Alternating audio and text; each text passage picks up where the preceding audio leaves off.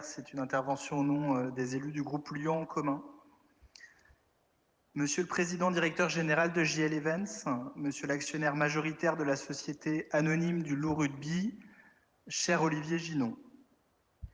Les travaux de rénovation de la piscine de Gerland avancent à grands pas. D'ici la fin de l'année ou au début de l'année prochaine, la piscine de Tony Garnier, patrimoine historique de notre ville, pourra enfin rouvrir ses portes. Et c'est une très bonne nouvelle. Mais à qui et à quel prix, la question reste entière. Depuis le montage juridique opéré par nos prédécesseurs, la parcelle du stade de Gerland, qui inclut la piscine, a été déléguée en gestion à votre société anonyme de sport professionnel. C'est un choix politique et il est vrai que cela n'aurait pas été le nôtre, en tout cas pas en ces termes. Je ne remets pas ici en question la dimension sportive de votre projet, notre attachement au rugby en tant que sport populaire, notre attachement aussi au club historique qui est le Loup et qui fait notre fierté, notamment quand il se hisse à la 3e place du top 14 comme ce week-end. Non, je parle bien ici de la contractualisation opérée entre acteurs publics et acteurs privés, donc de la gestion de l'argent public et d'une ville qui doit rester à vivre et pas à vendre. Comprenons-nous bien, la ville de Lyon risque ici de louer à un prix déraisonnable, au prix fort, l'équipement dont elle est encore propriétaire. C'est assez ubuesque. Pour mémoire, la Chambre régionale des comptes avait souligné à l'époque combien Gérard Collomb, Yann Cucherat aussi, adjoint au sport, avaient joué contre leur camp, contre les intérêts de la ville de Lyon, en manquant de transparence et en concédant une perte de près de 20 millions d'euros sur cette opération. Autre particularité de ce montage, la piscine de Gerland était glissée dans ce bail amphithéotique, notre collectivité en perdant donc l'exploitation, alors même que nous manquons cruellement de piscines publiques sur Lyon.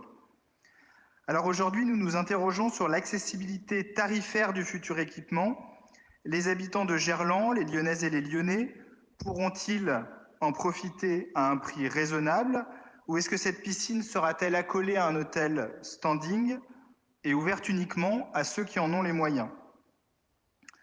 Monsieur Ginon, il est normal que vous assuriez un équilibre économique à cet équipement et pour autant, nous interrogeons la question de votre marge commerciale sur cette piscine, sur cet équipement d'intérêt public et d'intérêt local.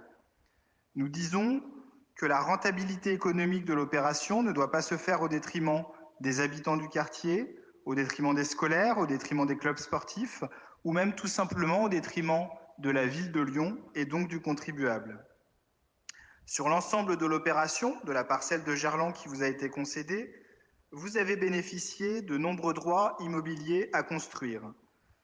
Les résultats du groupe GL Events ne suscitent pas non plus d'inquiétude, c'est d'ailleurs presque un euphémisme de le formuler ainsi. Aussi, notre groupe politique, Lyon en commun, vous engage à afficher sur cette opération la responsabilité sociale de votre groupe, de manière à démontrer aux habitants de Gerland et à tous les Lyonnais que cette piscine n'est pas qu'un objet économique, mais bien un objet sportif, populaire, un objet ouvert sur le quartier, ouvert à ses riverains, ouvert aux enfants, ouvert aux familles. Monsieur le Président directeur général, nous fêterons en 2024 les 100 ans de la Cité Jardin qui fait face au stade de Gerland, qui fait face à la piscine de Gerland, un des quartiers les plus populaires de notre ville, un des quartiers dont les besoins sociaux sont aussi les plus importants. Nous fêterons aussi en 2024 la Coupe du monde de rugby, véritable événement populaire qui posera ses valises au cœur du quartier de Gerland.